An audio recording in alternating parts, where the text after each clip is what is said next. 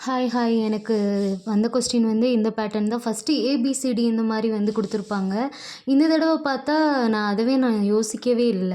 So எனக்கு எடுத்தோனே வந்து எனக்கு பிடிச்ச மாரி கொஸ்டின் ஃபஸ்ட்டு வந்துருந்துச்சு. சரி அந்த கொஸ்டினுக்காச்சும் ஆன்சர் தெரியுமான்னு பார்த்தா, அந்த கொஸ்டினுக்கு ஆன்சர் தெரியவே இல்ல. சரி நம்ம தேம்பாவணி நம்ம நல்லா படிச்சிருக்கோம் அப்படின்றனால வந்து எனக்கு செகண்ட் கொஸ்டினுக்கு கரெக்ட்டா வரலன்னு நான் ஆன்சர் பண்ணியிருந்தேன்.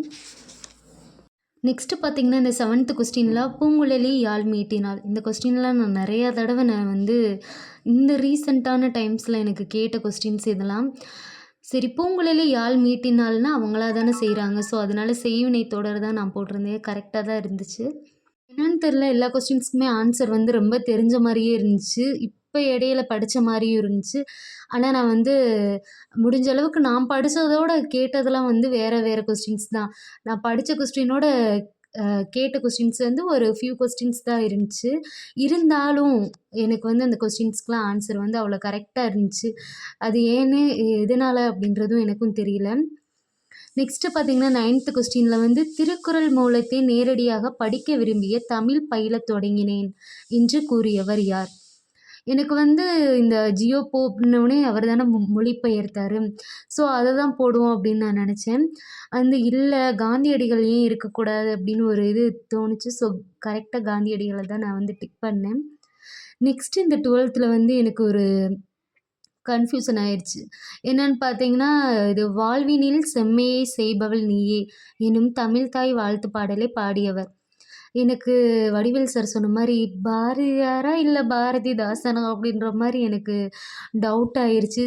சரி ஓகே நம்ம போடுவோம் அப்படின்ட்டு கரெக்ட்டா பாவேந்தர் பாரதிதாசன தான் நான் போட்டேன். நெக்ஸ்ட்டு அப்புறம் இன்னொரு விஷயம் நல்லா என்ன புரிஞ்சுச்சுன்னா, கிராமர்ல நம்ம நெறைய முதல்ல இம்பார்ட்டன்ஸ் குடுக்கணும் அப்படின்னு. எனக்கு எதுகைனா என்னன்னு தெரியும், மோனைனா என்னன்னு தெரியும். எதுகைன்றது 2வது எழுத்து வந்து ஒன்றி வருவது. மோனைன்றது முதல் எழுத்து ஒன்றி வருவது. அத விட்டுட்டு நான் வந்து இதெல்லாம் இணைமோனை, பொழிப்பு மோனை, கூழை மோனை இதெல்லாம் வந்து எனக்கு என்னன்னே தெரியவே தெரியாது. பூக்களை பறிக்காதீர் அப்படின்றது வந்து யாரும் சாஃப்ட்டா சொல்ல மாட்டாங்க. ஸோ, கட்டளை வாக்கியம் அப்படின்றது கரெக்ட்டா போட்டேன்.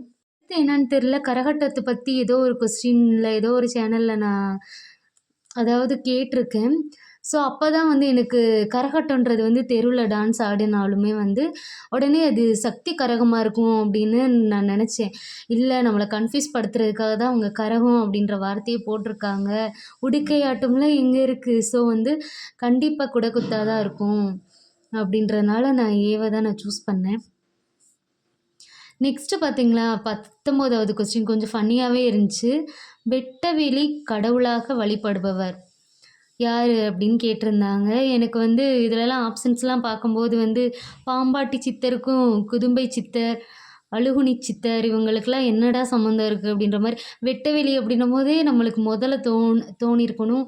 ஒருவேள காடு சித்தரா இருக்குமோன்னு. இங்க காடு சித்தர்ன்னு குடுத்துருக்காங்க. ஸோ, இது காடு சித்தர்ன்னு குடுக்கல. கடுவெளி சித்தர் அப்படின்னு குடுத்துருக்காங்க. சரி ஒருவேளை இதாதான் இருக்கும் அப்படின்ட்டு கொஞ்சம் எப்படி எப்படிலாம் நான் அத அ ஜிங்க் பண்ணும் இத எப்படி எப்படிலாம் நம்ம வந்து ஜிங்க் பண்ண முடியுமோ, அந்த மாரி நான் வந்து ஜிங்க் பண்ணியிருக்கேன். Like, share, comment to our channel.